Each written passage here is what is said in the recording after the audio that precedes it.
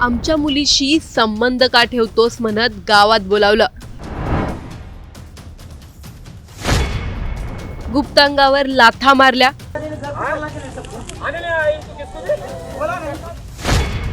मारहाणी दरम्यान 22 वर्षीय तरुणाचा जागीच मृत्यू। नांदेडमध्ये सक्षम ताटे प्रकरणाची पुनरावृत्ती। नांदेडमध्ये नेमकं घडलं काय?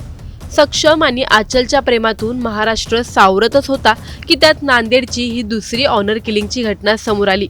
ही घटना कधीची आहे? त्या दिवशी नांदेडमध्ये नेमकं काय घडलं? ही घटना कशी घडली?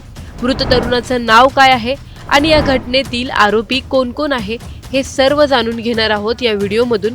त्यामुळे हा व्हिडिओ शेवटपर्यंत नक्की पहा आणि टाइम्स नाऊ मराठीच्या सर्व माध्यमांना सबस्क्राइब आणि फॉलो करायला विसरू नका। नांदेडमध्ये अक्षरशः रक्तपंचमी साजरी झाली आहे। नांदेड जिल्ह्यातील बिलोली तालुक्यातील थडीसावळी गावात धुलीवंदनाच्या दिवशी एक अत्यंत धक्कादायक घटना समोर आली आहे।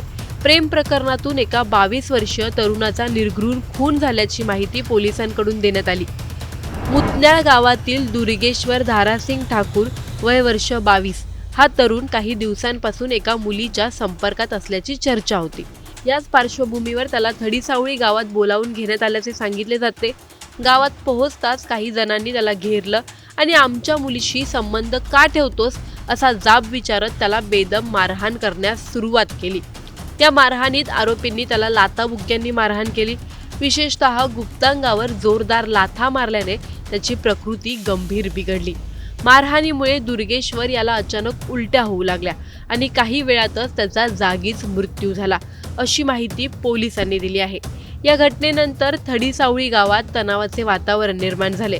परिस्थिती हाताबाहेर जाऊ नये म्हणून पोलिसांनी तात्काळ घटनास्थळी धाव घेतली आणि परिस्थिती नियंत्रणात आणली। या प्रकरणी पोलिसांनी तातडीने कारवाई करत 7 जणांना अटक केली आहे।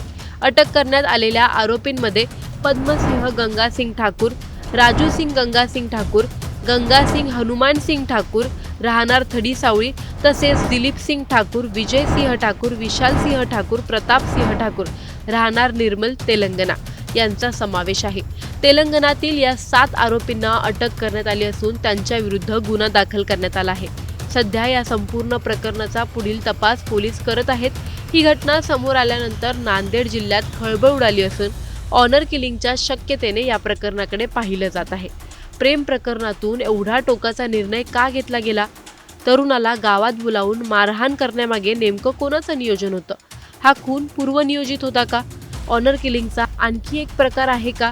एका 22 वर्षांच्या तरुणाचा जीव जाण्यापर्यंत परिस्थिती का पोहोचली? समाजात प्रेमसंबंधांवरून इतका संताप का निर्माण होतोय? कायदा आणि सुव्यवस्था असताना अशा घटना थांबवण्यात यंत्रणा अपयशी ठरत आहेत का? आणि सर्वात मोठा प्रश्न, नांदेडमध्ये नेमकं चाललंय तरी काय? नांदेडमध्ये आधी सक्षम ताटे आणि आता दुर्गेश्वर यांनी प्रेमसंबंधातून जीव गमावला। यांची नेमकी चूक तरी काय होती? समाजात आंतरजातीय विवाहाकडे कलंक म्हणून पाहिलं जातंय का? जात हा फॅक्टर प्रेम करताना पाहिला पाहिजे का? तुम्हाला या प्रकरणी काय वाटतं? आम्हाला कमेंटमध्ये नक्की कळवा आणि व्हिडिओ आवडल्यास लाईक शेअर करायला विसरू नका। तसंच अशा नवनवीन अपडेटसाठी आणि माहितीपूर्ण व्हिडिओसाठी टाइम्स नाऊ मराठीला नक्की फॉलो करा।